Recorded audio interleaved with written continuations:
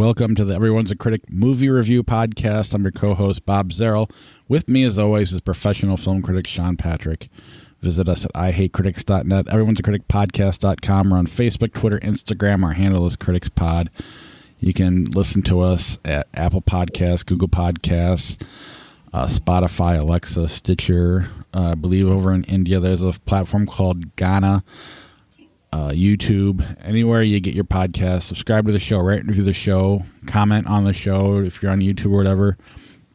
We'll try to interact with you, read your reviews on the show and whatnot. And patreon.com/criticspod is the best way to help support the podcast. We also have a TeePublic page if you search CriticsPod in there, or go to ihatecritics.net and click on the TeePublic link up in the right-hand corner. Two great ways to help support the podcast, and take pictures of your merch if you do get some. Before we get going too far, Sean Connery passed away at the age of 90 years old. Hasn't acted since 2012. He made an animated film at that time, which was bizarre. Do you know about this? I feel like we talked about it on the pod. We were doing the podcast then, weren't we? Or did it come out later? Yeah, we might have mentioned it. He plays a skateboarding grandpa.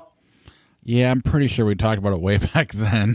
That's kind of my limited experience with that. And it's been before that one was the last time he acted.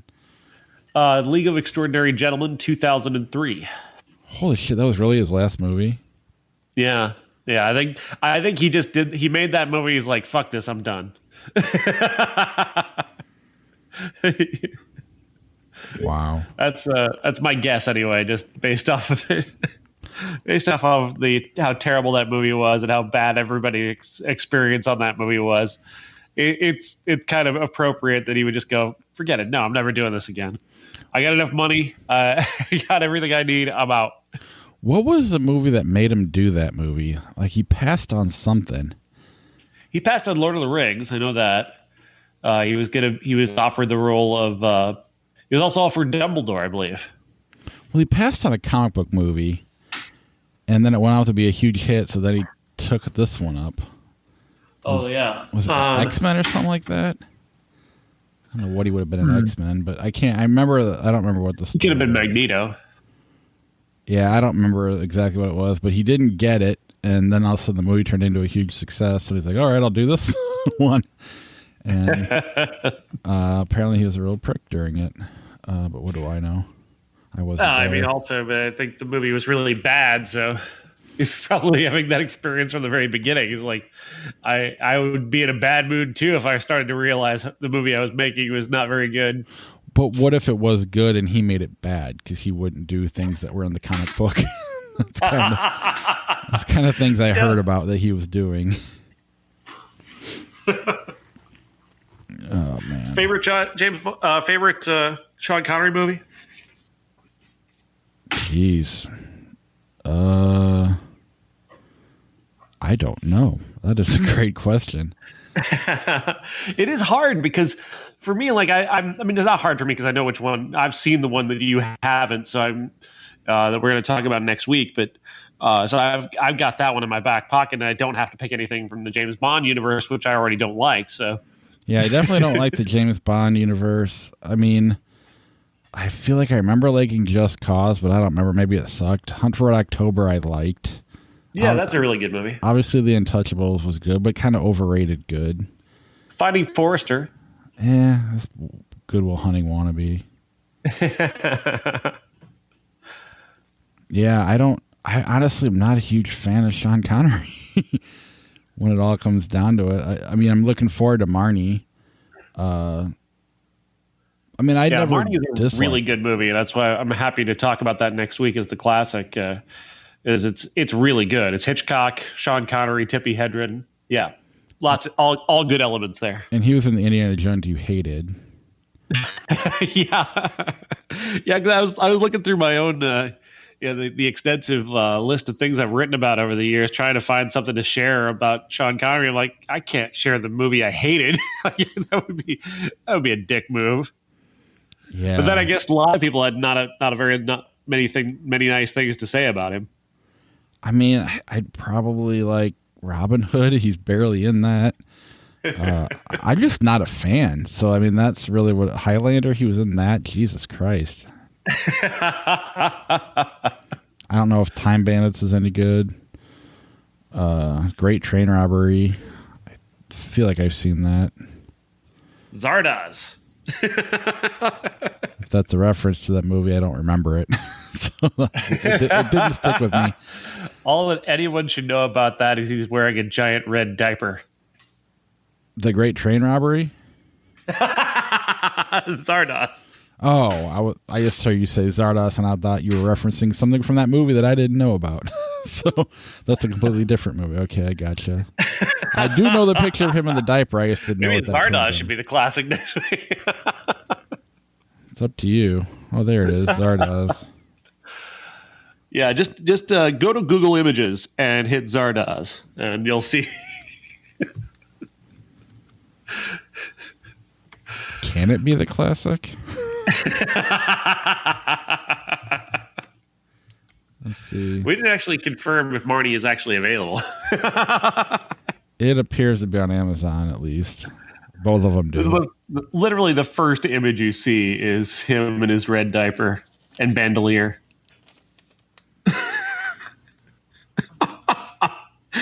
I mean, this is a look. I don't know if you've never seen Zardoz, folks, you need to look up Zardoz, because he's wearing a bandolier that is acting as, I guess, a way of holding up his red diaper, and he's wearing thigh-high leather boots and a lot of body hair, super long ponytail. Yeah, and lots of body hair. I mean, it's a look, it's a choice, you know. You're not going to forget it anytime soon. Slap that on a poster. Everybody's going to remember it. Yeah. I mean, if we want to get rid of a couple movies, we might do both. Sean Connery tribute episode. Marnie and Zardoz. Just making fun of them. The best and the worst. We only watch non-James Bond Sean Connery movies. Yeah, I mean, we've done enough Bond when Josh was on the show, so I think we're good. Were you named after Sean Connery? Is that what I read on Twitter? How does that feel? Yeah, my mom named me after Sean Connery, the SEAN specifically. She liked the spelling, but she also attracted to him as James Bond. That's cool. My sister was named after the main character in Scarecrow and Mrs. King. Very random. Your sister's name is Mrs. King? It's Amanda. But yes.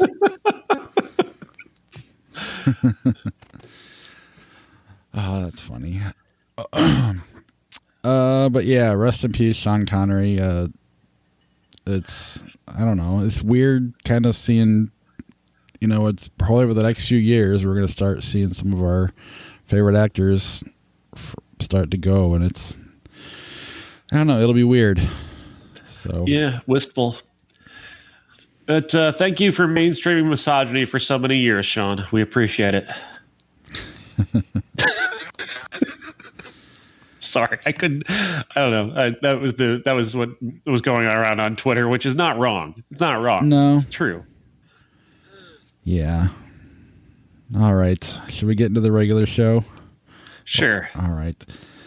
Let's just go ahead and start with The Craft Legacy.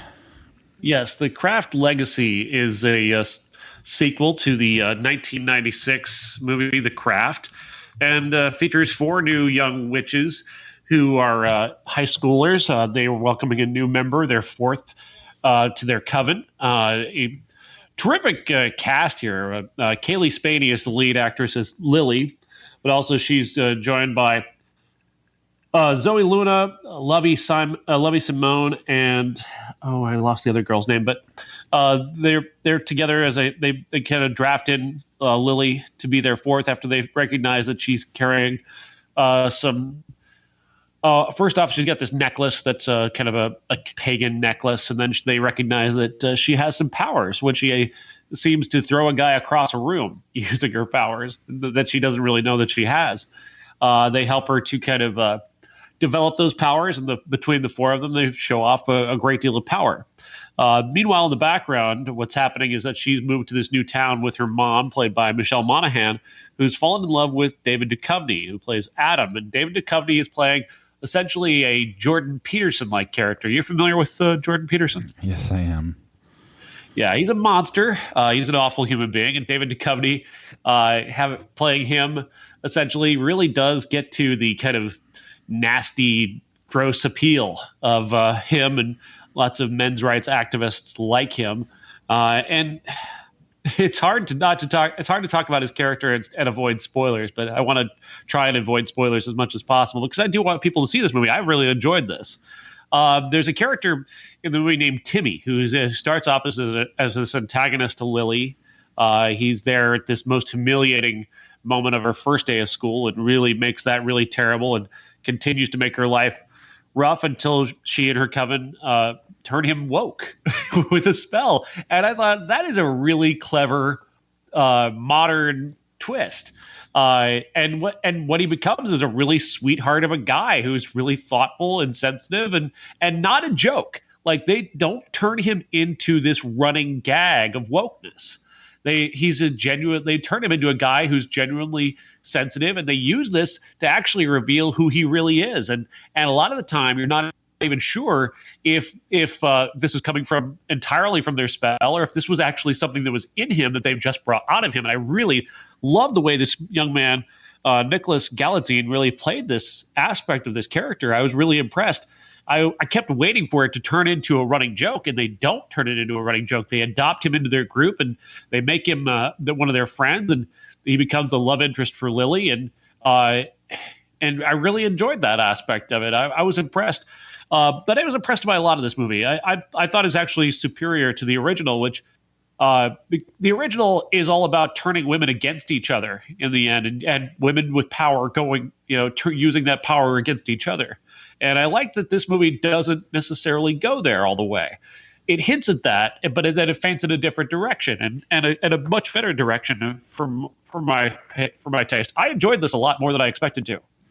I had never seen the original going into this, so I watched this one first, and it's, I guess, only thing I can say about it is it's fine. It's very safe in my opinion, but at the same time, it flew by in terms of its watchability. Like, next thing I knew, that was over, and it, in some ways, it bugs me because it felt like the story didn't have time to develop, and it was a little clunky, I guess. But really, usually when something's clunky, it's not watchable. So it's weird that I'm describing it that way, but it just kind of, I don't know. It was fine. It was good. I didn't mind it, and when I went back and watched The Craft, the original one, and I actually prefer that to this one.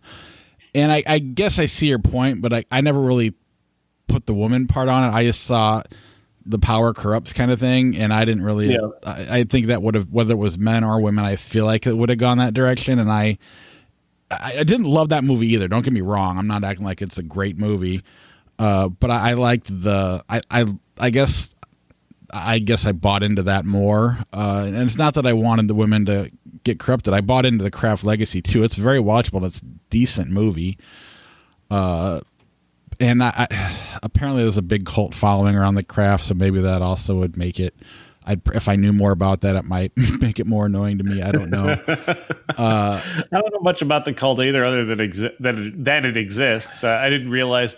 It's interesting. Like I said, we were talking about this a couple weeks ago, where this movie like this, or The Witches, or Hocus Pocus, with more women breaking into fandom and breaking out their fandom more, we're finding out more about movies of the 90s that the women our age loved these movies, but they didn't express it the way we expressed our love for Star Wars or the movies that we loved so much and so loudly. And it's kind of fascinating now to arrive at a place where women are taking over fandom spaces a little bit more and putting this stuff out there. And there's nothing wrong with it. I mean, The Craft's a solid movie. It's just, it's just a movie. You know, if I found out there was a cult around it, I'd watch it. Similar to Star Wars. Granted, Star Wars was groundbreaking, but in terms of the storyline, it's just okay. It was tight. It was good, but I mean, what? I don't get it. In terms of why everybody likes it so much, other than the special effects nature of it, and I similar to Craft is the same kind of thing. The story's fine. It's tight. There's nothing wrong with it. I thought Fairuza Balk was really good in it, if that's how you pronounce her name. I'm assuming it is. Yeah. And they never really seemed to be a group in that one as much as they were in the second one too. So I don't know. It's definitely a sequel to the first one. It's not a remake or anything. It lives within the same world, which is cool. And I like them both. They're just kind of there. There's nothing wrong with them. There's nothing great about them. I do like, I agree with you about the Timmy character. I thought that was really cool. They never play it off as a joke, but in the first one, they do that, a different version of that. It's more of a love spell, which is kind of typical, which I actually prefer the new one, you know, what they do in the new one opposed to the first one in terms of the spell they put on the guy. Right. But I thought both did it well. Neither one played it for a joke. Both, you know, you couldn't really tell if it was a spell or if they were drawing feelings out of the guy. I don't know. It's definitely worth watching. I would even say, you know, especially if you're a fan of the original and you're part of that cult, if you will, for lack of a better word. I'm not trying to say that in a demeaning way. Definitely check out the Craft Legacy. It's worth the $20. Watch it with your family or whatever. It's PG-13 and it's more of, like I said, it's a safer movie, but there's nothing wrong with safe sometimes, especially in a movie like this. It's good. I got nothing bad to say about it. David Duchovny is creepy. Yeah. From I gotta say, this kid, this Nicholas Gallatin, I was, you know, early on, I thought he was going to be this stock character. They're gonna, you know, drop his pants in the hallway or something, and then he'll be gone. And that he became part of the story, and then he became so awesomely sympathetic. I was really surprised, and then it had some impact later on when other things happened. I was really surprised that they went where they went with that, and they handled it so very, very well. And I'm really happy they didn't try to recreate the original. They did that. I mean, the four girls outside of the star is clearly going the same route as the main character from The Craft.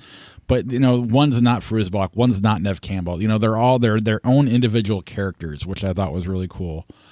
Yeah, and one of them's trans, which I thought that's a wonderful inclusion, too. I would have loved to have seen them explore her character a little bit more, but at the very least, you know, it's a little bit of representation at the very least. And it didn't feel like it wasn't like a sore thumb thing. It was just kind of naturally written into the story, and so, you know, it was done the right way on top of that, where you don't have to worry about, I guess you always have to worry about fucking right-wingers whining and rolling their eyes over shit, but I thought it was done very well.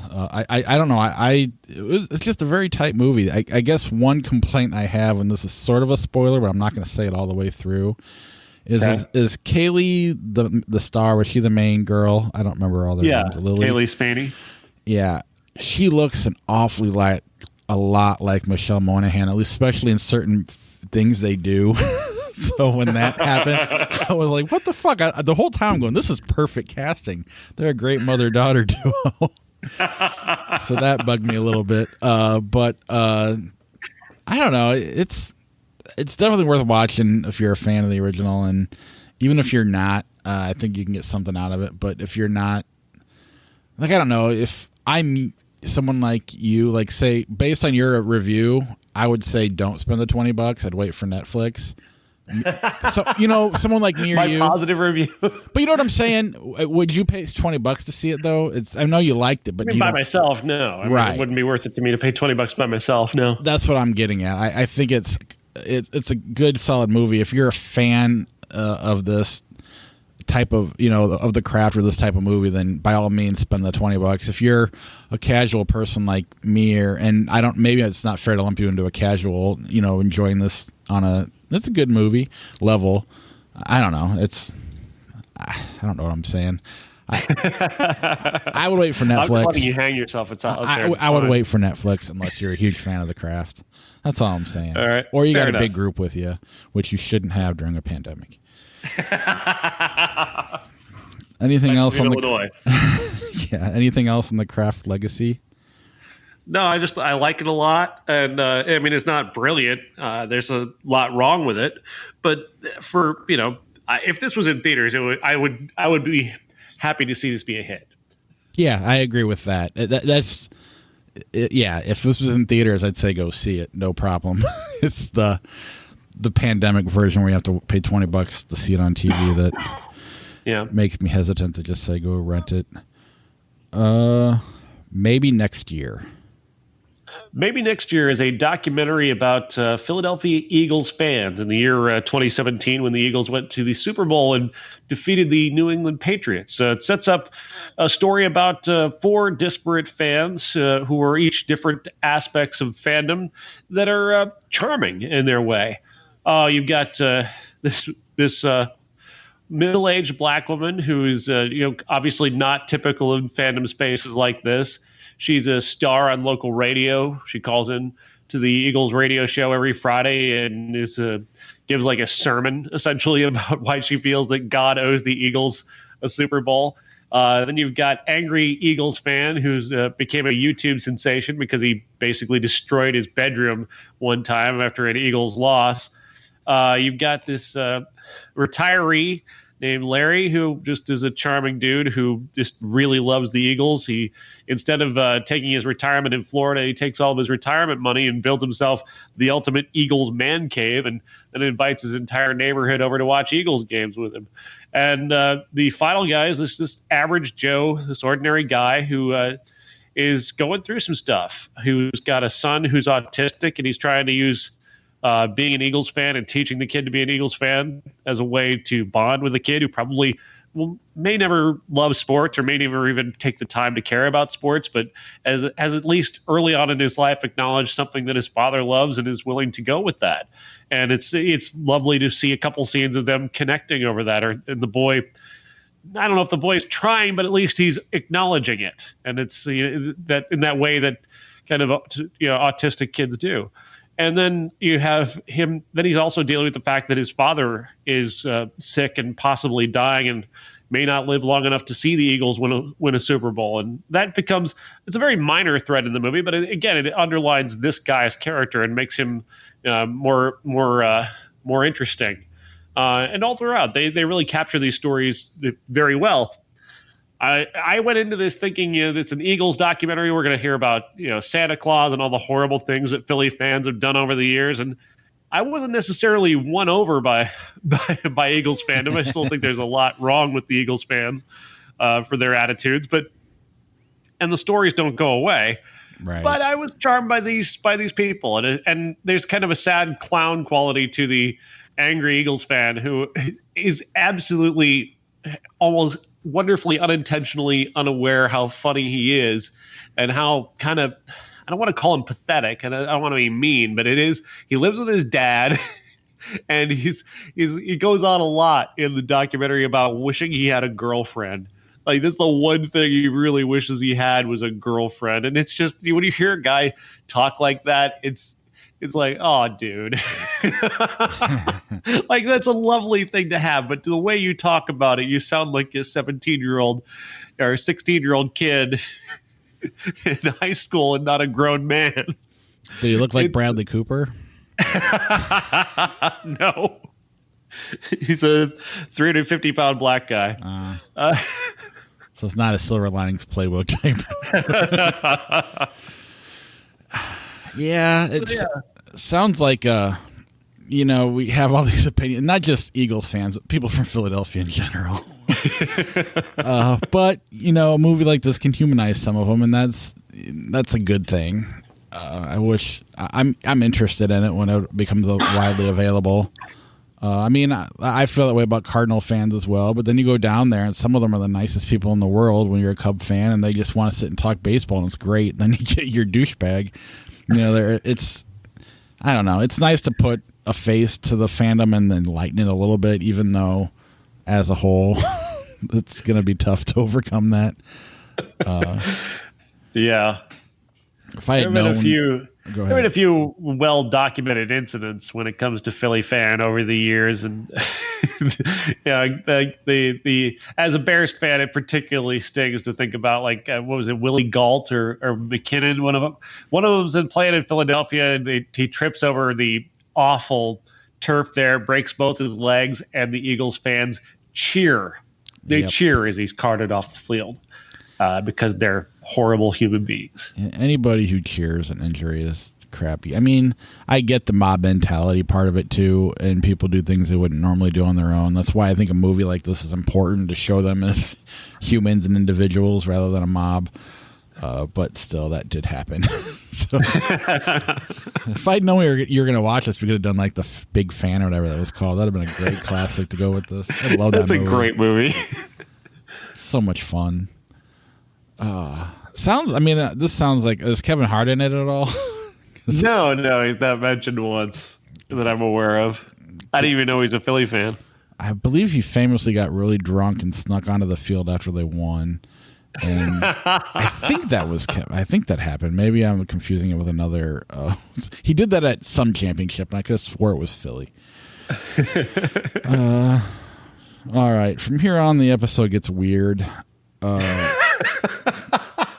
We're going to talk about a newish movie that's on Netflix, but the reason we're talking about it is because the movie from 1990 happened. Then we got our classic, but the reason that's our classic is because of 1990. So we're going to kind of go out of order here, and we'll start with Jacob's Ladder 2019. Yeah, starring Michael Ealy and Jesse K. Williams, and it's not even a Jacob's Ladder scenario that's in play here, which is bizarre for a make of Jacob's Ladder. Jacob's Ladder 1990 or 2019 features Michael Ealy playing Jacob, who's a Iraq War vet, who's a doctor and has a family and a wife, but a baby. But he's also got a brother who he thought was dead, he thought he died in Afghanistan, and he finds out that he might still be alive, and finds him living as a homeless drug addict under the subway. And he goes and saves him and brings him home, and weird things start happening to him. He starts having these weird flashes, and these these incidents keep happening to him where he's kind of losing portions of his own reality, and his brother is starting to get better and he's starting to get worse, and he's wondering why that is. And we're going to come to find out that perhaps maybe he's not who he thinks he is, and maybe his brother is not who he thought he was, and that's kind of where the story is going to turn. I was really confused mostly by this. It's a really boring film, considering that the original Jacob's Ladder has a lot of really striking imagery and a lot of really as flawed as that movie is, it's striking, it's memorable, and the twist of that movie is a solid one. This movie has its own twist, but it's also not the Jacob's Ladder. It's not the Jacob's Ladder twist. No, this movie sucks. I mean, and I feel bad because I get what they're trying to do, and it's kind of ballsy, but like you said, they don't take they call it Jacob's Ladder, and the part of the movie they bring is the secret drug, and they have nothing to do with the ladder, Jacob's Ladder part of it. So that right there is kind of like, well, call it something else then. Two, it's just super clunky in a bad way. I know I said Craft Legacy was clunky in a good way. This is it's almost unwatchable in some ways. It doesn't make sense. And at least the twist in the first one and the images make up for the fact that it doesn't make sense at times. This one, the payoff is just kind of like, okay, but the fact that it was confusing and boring, there wasn't enough there to overcome that.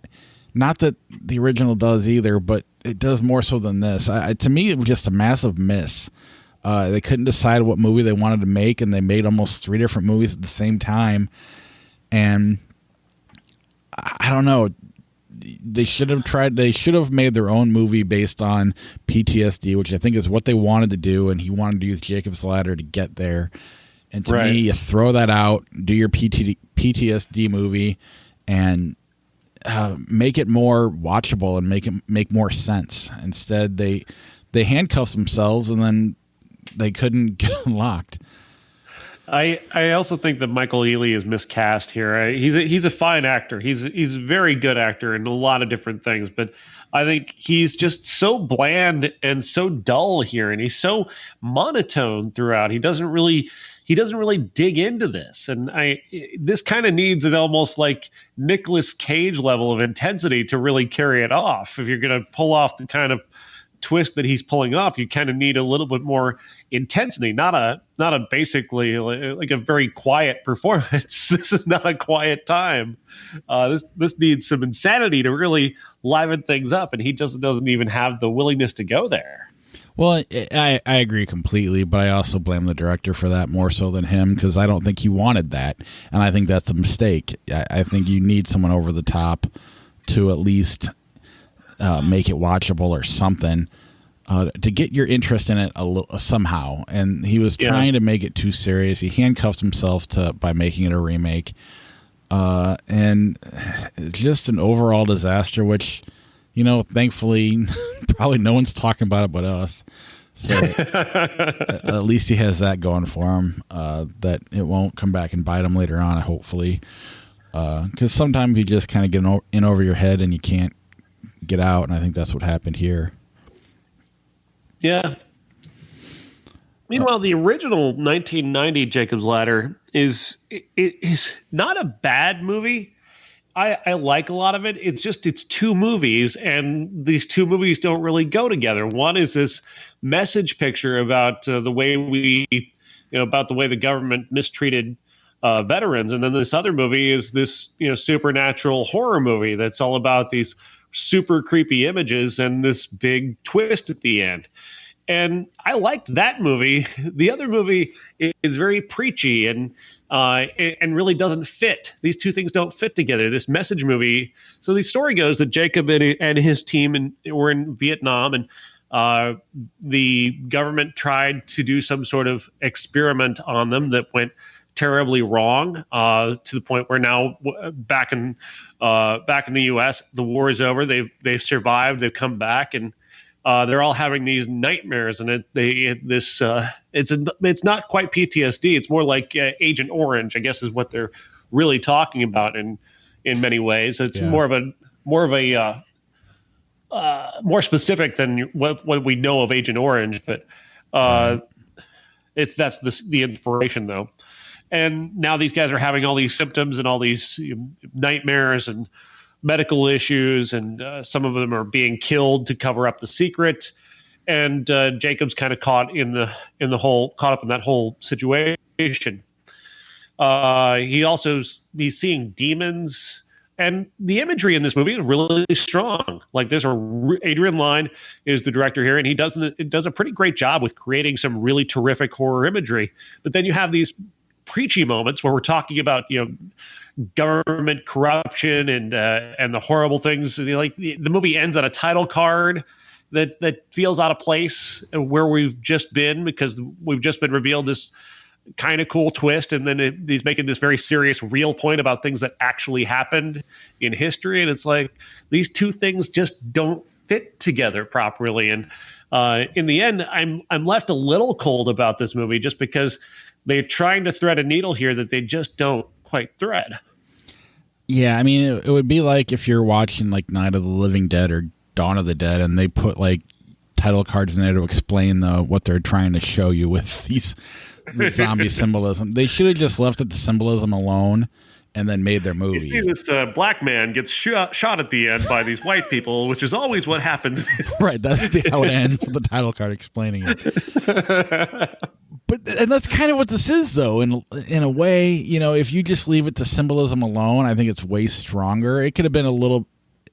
It would probably been on a little thicker than those movies are, but it still would have worked.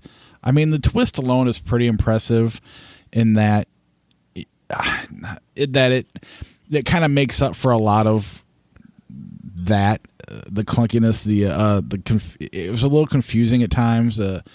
But it's still cool, like you said, the horror imagery. You call you call it confusing. I think disorienting is a better word. That's a better word. I think intentionally they're Yes. trying to throw you into his mindset of being, terribly lost within all of what's happening to him. Absolutely. And then the twist helps you, not go home pissed off at that. But Right. you about being confused. I'm just disoriented. The new one did not. It was just kind of like, okay, that was dumb. It's fine. This movie, I like it, but I don't love it. It's not one I talk about a lot. It's just kind of I've seen it before. I watched it again this weekend. It is what it is. There's things I like about it. There's things I don't, and I just kind of move on, I guess. That's kind of all I have to say about it. Yeah, I think the twist is more memorable than the movie itself, and the kind of the shorthand that Jacob's Ladder scenario provides is a nice one. Jason Mantzoukas uses it a lot on How Did This Get Made? It's a running gag that they have talking about whether or not a movie is a Jacob's Ladder scenario, which, spoiler alert, I'm just going to tell you what it is that a Jacob's Ladder scenario is where the character's been dead the entire time. Don't ruin it. You can cut that out if you want to. No, I'm kidding. What are they going to call it? The Sixth Sense scenario? I don't think people are ready to ruin that movie yet. We watched that with our kids. There was the last week.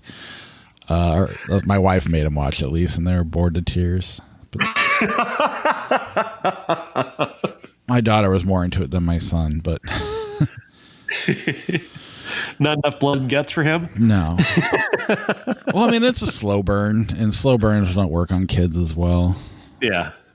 There was moments that terrified him, but Jacob's Ladder. Every now and then you'll see it pop up on a list of like surprisingly good horror movies or whatever, and I don't know. It's good. It's a good movie in some ways. It's a not great movie in other ways, and I think if Adrian Lyne had just leaned more into if this were like a Dario Argento movie, that might be where this needed to go to meet its potential. Yeah, that's what's frustrating about this movie, because the potential is one of the best of the year, and when you just kind of fall in the middle, that almost makes me hate you. You know what I'm saying? Man on Fire is a movie that kind of one that I can't stand because of that. And This is, I don't know. I still like it enough because at least I think it's because the twist made me feel good about not getting what was going on until then it all just kind of made sense.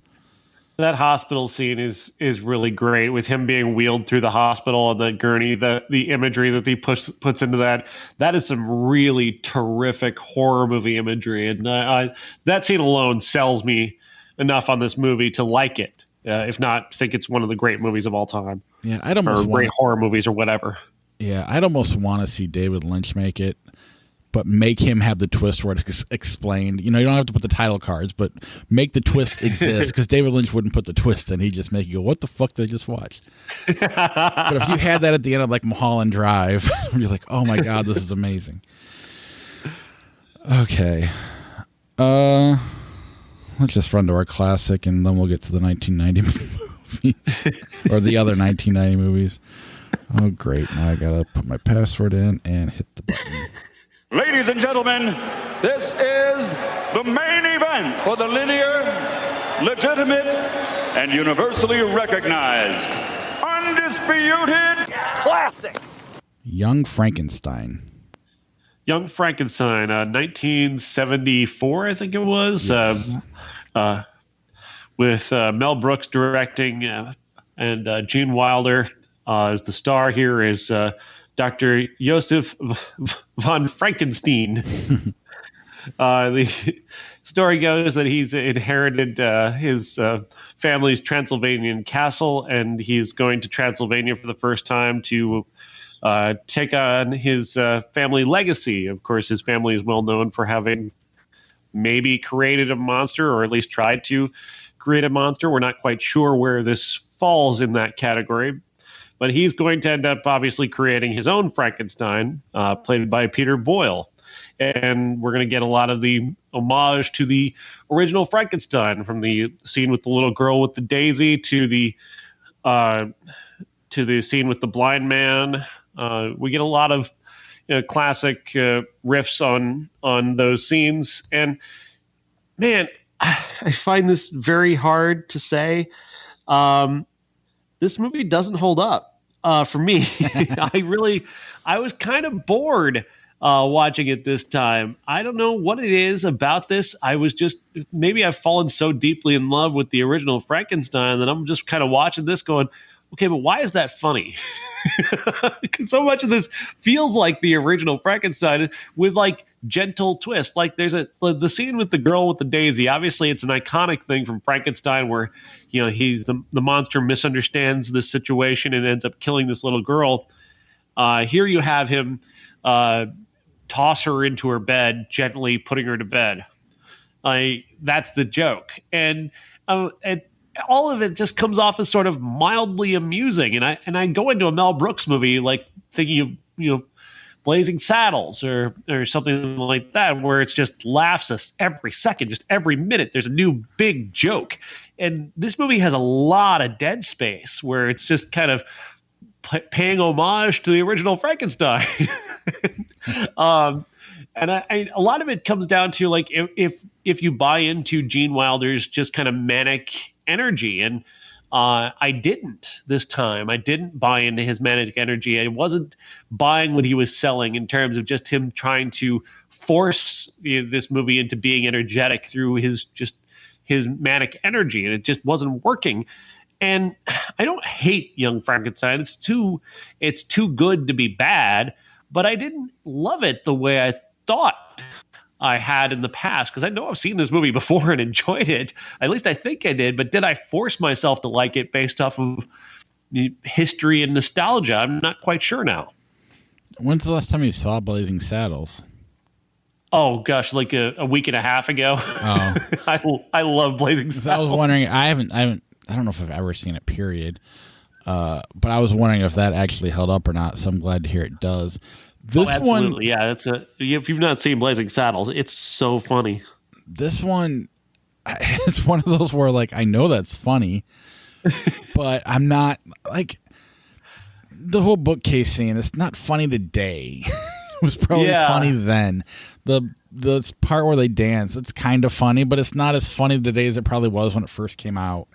Well, and especially since you've probably seen that in every, AFI clip show or, repeated numerous times in Oscar montages. Like you've seen that scene so many times. There's no possible way that has any impact anymore. Right. And throw on top of that how many times I've seen Airplane and Naked Gun and Hot Shots, which, that's more my generation of comedy, at least that type of parody comedy. So I had never seen this going in. I knew about it. I knew certain things in it. And it was one of those where I get it, but it's not as fun as it should be. And I feel bad. I feel like I don't think it's fair to the movie. I think it's fair to say it doesn't hold up, but I understand why it was so good in 1974, if that makes any sense. But yeah. It doesn't. I don't know. It didn't really do it for me. I knew that one thing I liked about it, or I knew going in, the song "Walk This Way" from Aerosmith came from this movie, which I thought was cool. But then I'm like, that made you do that song. That's like the first line of the movie, and it's not funny. So I don't even know why that line stuck with you to make a song.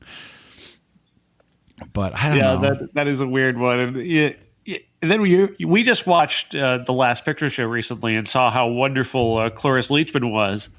And I watched this movie, and I know that what she's doing is supposed to be funny, but then she just disappears. Like they do this bit repeatedly where every time they say her name, the horses get spooked.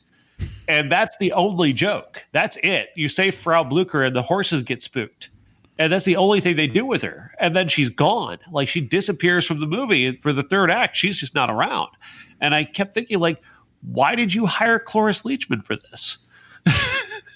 Yeah, but I mean, to me, I wonder if it's like the kids younger than us that are really. I know you liked Scary Movie, but the ones that jumped onto that era of parody, if they don't think Hot Shots and Airplane are as good as, or even I like Hot Shots better than Airplane. So even the people a little bit older than me who would say Airplane's, the peak, the pinnacle, maybe, I'm just wondering if it's just because you've seen that type of humor too many times and you like the one that came out when you were at the right age, that it's the same humor. It's applied to an older generation. So I don't know. I just feel like it's more redundant and repetitive, and I've seen it enough, and I think my generation's the best. So, I don't know. I don't have the same nostalgia necessarily for Hot Shots that you do. I appreciate Hot Shots. I think it's funny, but I don't really have that kind of nostalgia for it. I do have that for Airplane and Airplane 2, which I did grow up on and did love so very much. But Blazing Saddles is the peak of the genre. That is the height of this genre. It is just so funny. That one and Spaceballs too, I think is better than people give it credit for. Spaceballs sucks. I love Spaceballs. I mean, granted, I'm bringing some baggage to it, so don't get me wrong. And I love Robin Hood Men in Tights as well. I think people are way too hard on Robin Hood Men in Tights. Never seen it. See, that's the other thing is I haven't seen enough Mel Brooks, and Star Wars annoys me to the point where I can't appreciate Spaceballs. So far, I like Young Frankenstein the best of the two, but I would have thought you would love Spaceballs just for that joke about Spaceballs 2, The Search for More Money.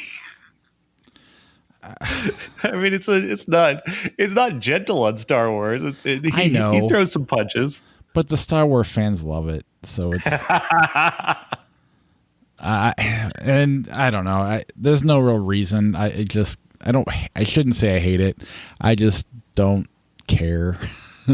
It's like Weird Al. I appreciate Weird Al, but I'm still going to take the original songs. And I'm sick of people saying his songs are better than like Nirvana or whatever. But I don't know. I maybe I need to just rewatch them all with a fresh look, especially see Blazing Saddles for the first time and maybe Robin Hood Men in Tights. We'll have to find reasons to watch those.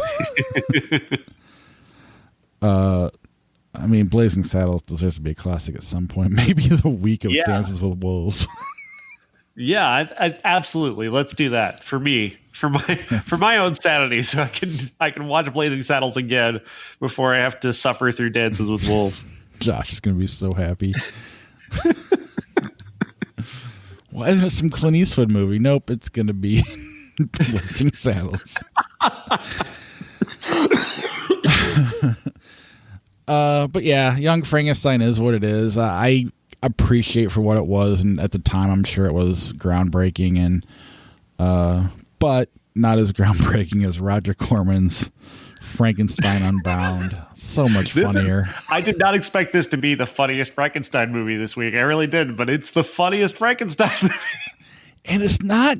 It is and it isn't funny on accident. You know, Roger Corman has such a weird way of. It's not Tommy Wiseau. It's something else. But it's. I don't know. It's fun bad, but in a better way than some of the bad movies. I don't know. It's kind of Ed Wood. I really think there's an element of Ed Wood to this version of Corman anyway, because I do see in hiring John Hurt, Raul Julia, I think he's and Jason Patrick, Bridget Fonda, I think he actually is aiming for respectability here. I think Roger Corman thought he was making a real movie this time, and that makes this so poignant and so sad at the same time. Like, just like I just want to pat him on the back. Aw, Roger, no, you're not making a real movie. Look what you did. Look what you made these poor dignified human beings do. And that just makes it so much funnier for me. So Frankenstein Unbound stars John Hurt as a scientist in the modern age who has defied God and destroyed the planet, destroyed time, and he ends up being sent back in time along with his Batman Camaro car with has a printer in it. He goes back in time with that to the early 1800s, to the time where both Mary Shelley and Victor Frankenstein exist, which is funny in its own way because she created Victor Frankenstein. But this scenario, Victor Frankenstein has already created his monster, and his monster is wreaking havoc, destroying things. And the villagers are so stupid that they think a tiny girl, a tiny teenage girl, has murdered a child by tearing it in half in a way that no human being could possibly do.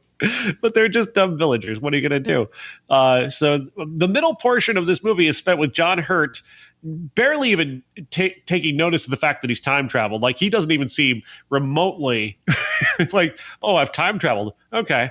Now I'm going to try and spend my time trying to rescue this girl who we never meet. Does she even have a name?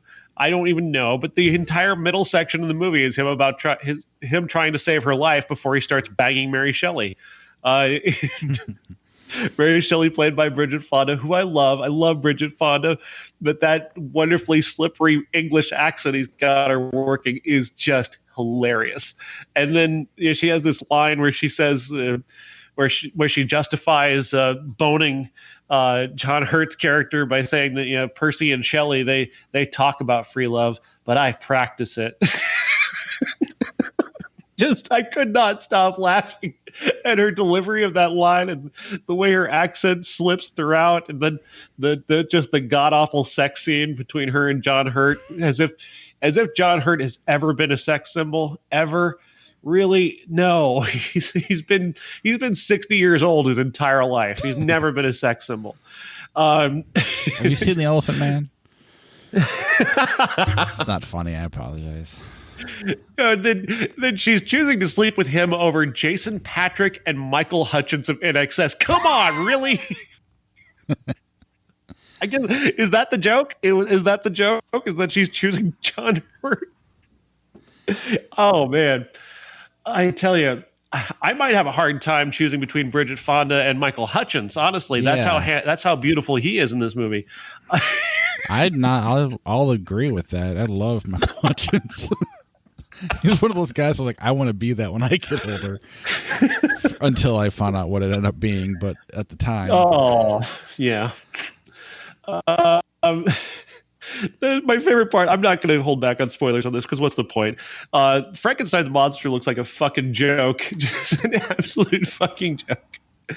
The deaths in this movie that he's responsible for, they look like awesome. They look like Tom Savini rejects. Like somebody wanted to parody Tom Savini, like take his work and do it just as bad as humanly possible, like with these rubber heads and rubber bodies, and make sure you get that rubber nipple on there. Get that out there. Throw it across the camera real quick. Just throw it. So bad. But my favorite part of the movie is the end, because it's so great, because John Hurt uses the clapper to kill Frankenstein. The clapper. I don't get how you... Go ahead. He uses a clapper to turn on lasers to kill Frankenstein. I mean, how do you think he was being serious? Listen to everything you've said. It's a time-traveling Frankenstein movie that ends with the clapper. I feel like he knew what he was doing. Raul Julia is so serious that it's so funny as Victor Frankenstein. I don't know. To me, it's...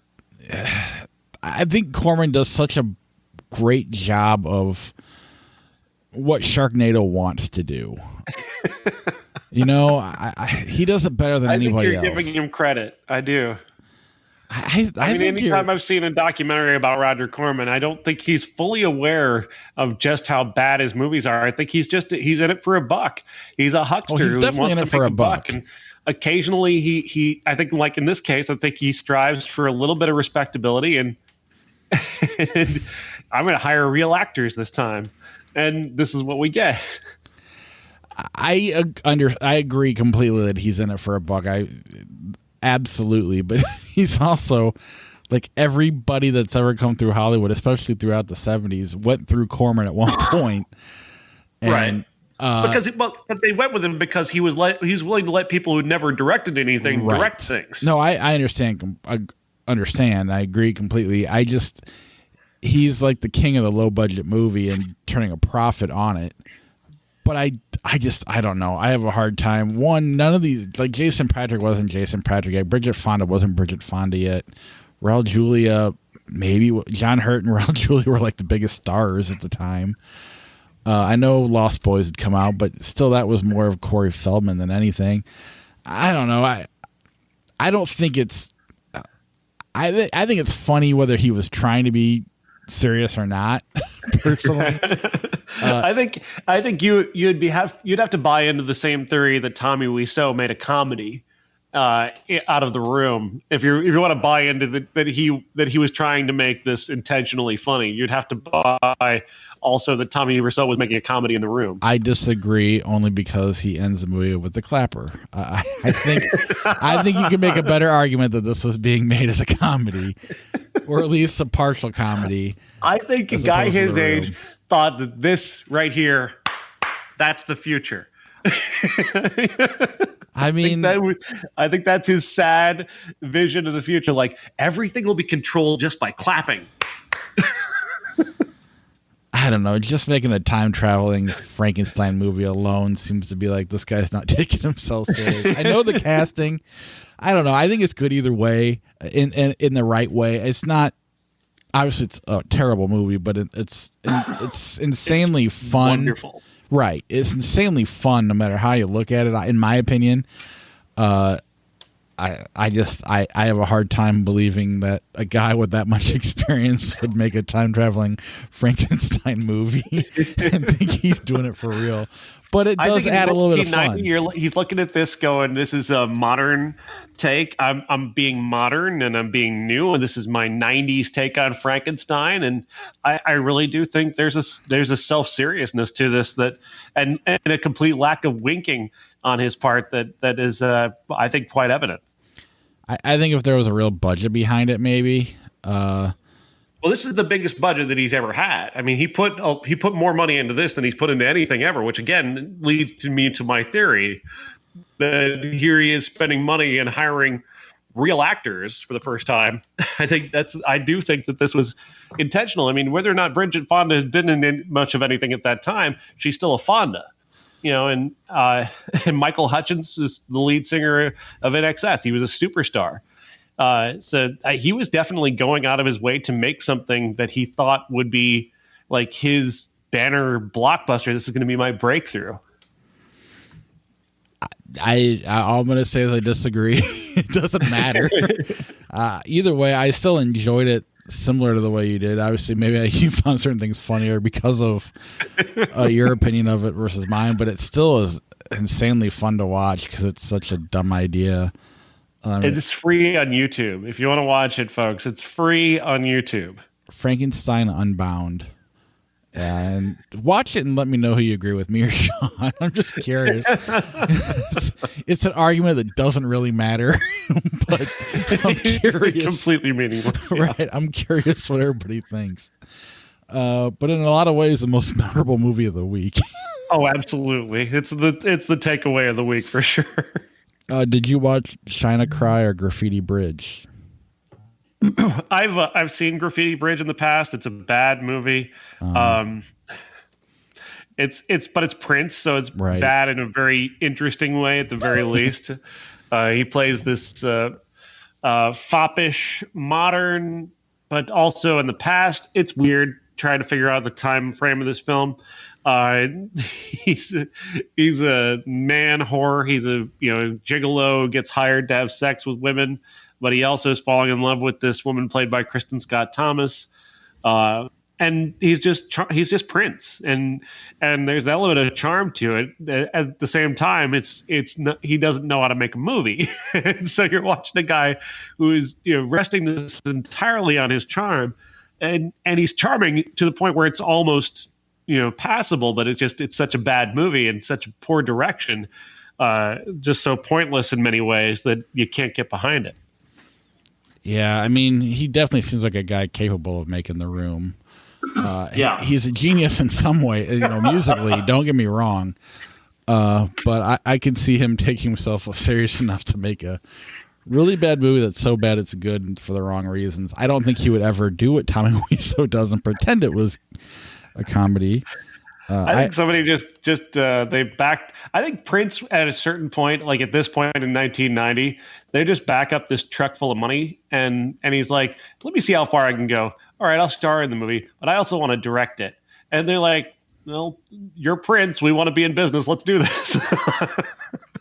What's that? You want Final Cut? All right. See, I feel like it's all Prince initiating it. And then the truck full of money. Everybody's bidding for it and letting him do what he wants because they think they're going to get Purple Rain too, and which is what this is supposed to be. But I don't know. Just based on the stories I've heard about Prince, or at least I should say, based on the Kevin Smith stories I've heard about Prince, this seems very possible. I guess that's all the movies we have this week. Next week we got Emperor. It's on Hulu. Fishbowl, I believe you can rent on at least YouTube. La Llorona and Host are both on Shudder, I believe. And then our classic is Marmee, and if we're really feeling froggy, we could do Zardoz. I might give it a shot.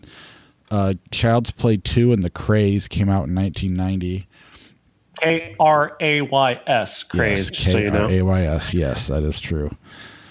But yeah, so next week we'll pay somewhat tribute to Sean Connery via red diapers and Alfred Hitchcock. Hopefully both. But that is a show. Go to flickchart.com, or not flickchart.com, I'm sorry. Patreon.com/criticspod. You can go to flickchart.com too, and it's a fun game to play there. But patreon.com/criticspod to help support the podcast, and our TeePublic page at ihatecritics.net/ I don't know what the slash is, but just click on the TeePublic link, or go to TeePublic and search CriticsPod if you want some merch. Now to flickchart.com. Hot Shots Part 2, 16 Candles. 16 Candles. I won't even make you flip. I do like Hot Shots better, but it's not a fair comparison. So I will concede. I will do what Trump won't do tomorrow. The Kingsmen, Secret Service, Notting Hill. Secret what? Kingsmen, the Secret Service. Oh, okay. Notting Hill. Notting Hill. The Frighteners, 1996, 3 Men and a Baby. Hey. 3 Men and a Baby. I agree. Unforgiven, The Village. Unforgiven. Can't wait till that turns 30. Wish that turned 30 this year. Gandhi, The Recruit. The Recruit is another. I hate The Recruit too. I think, but Gandhi is just so fucking long. Good God. Yeah, I'll never know if it's a good movie or not because I'm not going to watch it. Child's Play, Men in Black 2. Men in Black 2. I don't really care. I'm just going to make you flip for fun. Child's Play, yay. Boo. The Hurt Locker, Iron Man 2. Hurt Locker. Agree. Nacho Libre, It's a Wonderful Life.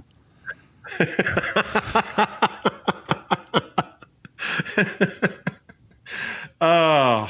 You're going to take Nacho Libre, aren't you? I am, because I can't get into It's a Wonderful Life. As much as I love and respect Jimmy Stewart, it's just, I'm so tired of it. I am too. I'm going to flip it out of principle. I mean, I feel like it at least deserves that. Nacho Libre does win the coin flip, though. So. I mean, it's weird because all my life, that's all I knew Jimmy Stewart from until this podcast. I mean, I guess as I became more of a movie fan, I was aware of the movies he made, but I didn't start watching them until this podcast. And it was just like, he makes some of the best movies of that era, and this is the one he's remembered for. That's kind of frustrating. Yeah. Clerks 2 Prisoners. Clerks 2. Even over, what's his name? I love that movie, but yeah, Clerks 2 is awesome. I think people really underestimate it. I agree, and I actually don't like Prisoners. I feel like I need to go back and watch it now that I like Denis Villeneuve. But at the time, I was kind of annoyed by that movie. Arachnophobia, North by Northwest. North by Northwest. Agreed. There's something about Mary, Pulp Fiction. Pulp Fiction. Heather's Role Models. That's tough. I like both those movies. Heather's. Yeah, I feel like it's hard to pick role models. I'd probably watch that first, but Heather's is more. I feel like I'm more obligated to pick that one, if that makes sense. Spider-Man: Homecoming, Liar Liar. Spider-Man: Homecoming. That's fine. The Net, AI. AI. I won't argue. Downfall 2004, Liar Liar. Hitler or Jim Carrey? Is that like a pro-Hitler movie or something? No. Isn't that the one? I think I haven't seen it, one. so I don't know. It is Hitler, yes. Yeah. Or it's either Hitler or Stalin. I can't tell based on the poster.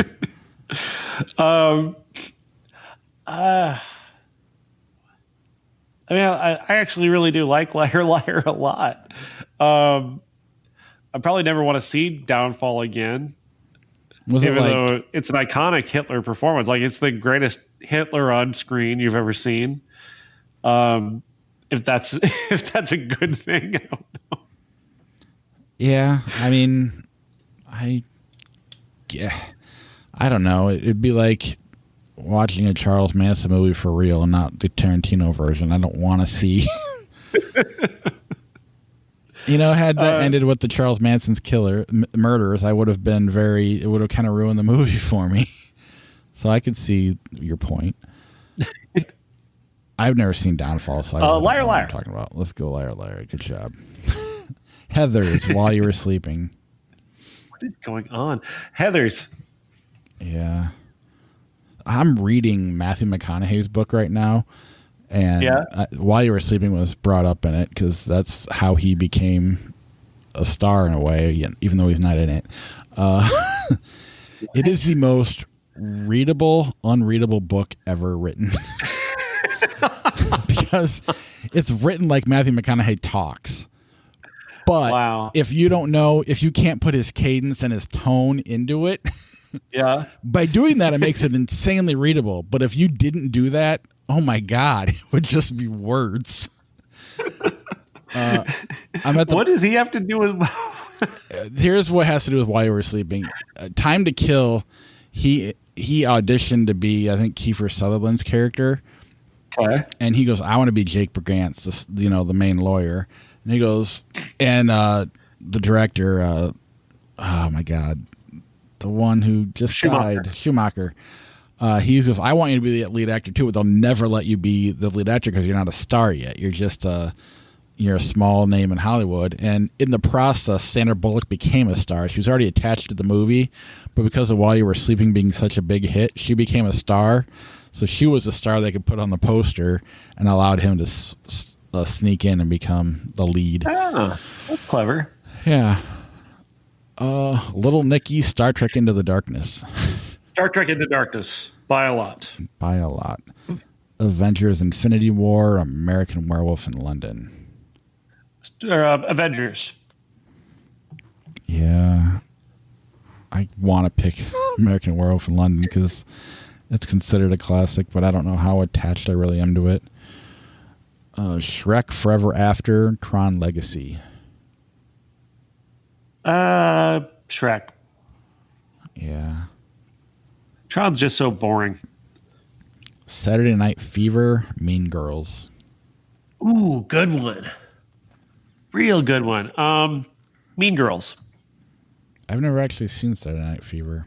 Yeah, you got a couple movies to catch up on with Blazing Saddles and Saturday Night Fever. You got to make my classic. That's the only way I'll see him at this point in my life. It's hard to go back, especially when your wife doesn't like to watch old movies unless it's Sixth Sense or The Craft. Ghost World, Eagle Eye. Ghost World. Yeah. Star Wars, Run Lola Run. Ooh. I mean, Star Wars is much more watchable, so I love Run Lola Run, though. I'm not going to fight you on it. I don't know enough. I don't know if I've seen... I think I've seen it, but I don't remember it, so I would just be being a dick for the sake of being a dick, so I'm going to just go Star Wars. A Night at the Roxbury, Jurassic Park. Jurassic Park. I didn't need to think about that. You're waiting for me to say part 2. Dune, 1984. Blade, 1998. Blade. Yeah. Friday the 13th. I just bought Blade on DVD. It was just there. It's like, I don't know. I bought it from Jeff. And yeah, I was like, yeah, Blade. I love Blade. Yeah. Friday the 13th, Being Human. Being Human.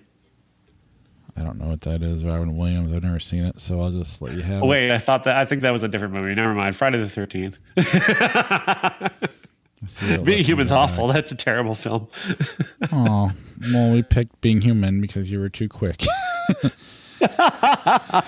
This is weird. I think we're going to have to flip for it, most likely. Irreversible, Ocean's 13. Yeah, fuck Irreversible. Ocean's 13. Why fuck Irreversible? I hate that movie. That movie's disgusting.